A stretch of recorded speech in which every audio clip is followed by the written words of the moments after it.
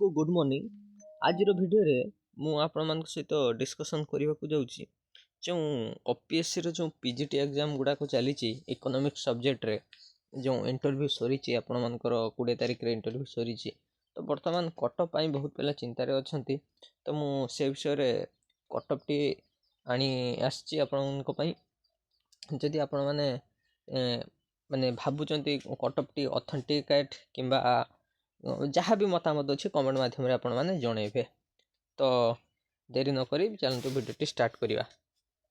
देखंतु मो हिसाब से मुझे एनालिसिस करीक डाटा कलेक्शन करी तो कटअप मुख्यतः एससीबीसी आउ यूआर कैटेगरी कटअप टी आपण मैंने बेसी डाउट रे अछंती।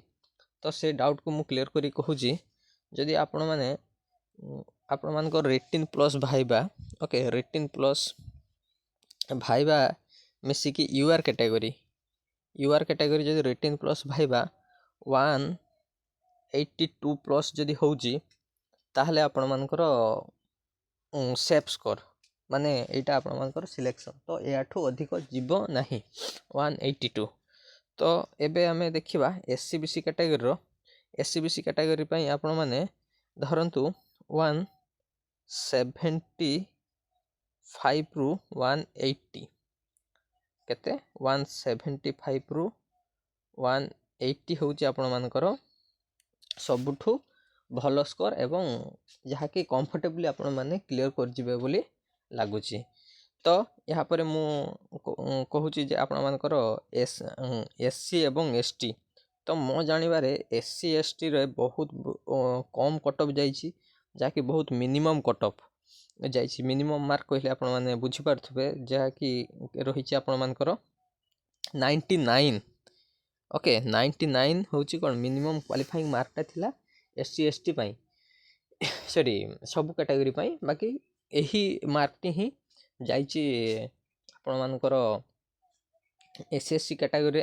तो मो जानिबारे 110 मार्क रखिचंती जो माने एससी कैटेगरी रे एवं एसटी कैटेगरी रे सेमान को मध्य इंटरव्यू पई डका जाइथिला।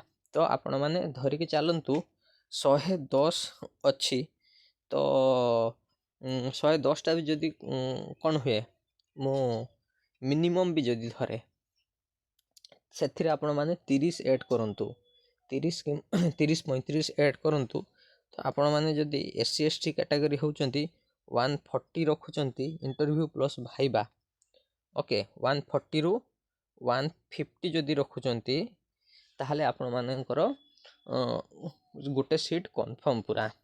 तो यहीटा थिला मो एनालिसिस हिसाब रे इकोनॉमिक सब्जेक्ट पई टॉपिक जହାର कटअप जदि आपण मानकू अन्य किछि फील होउथाय ताहले कमेंट रे निहाती जणैबे एवं आमे सेट को पुणी थरे एनालिसिस करिवु।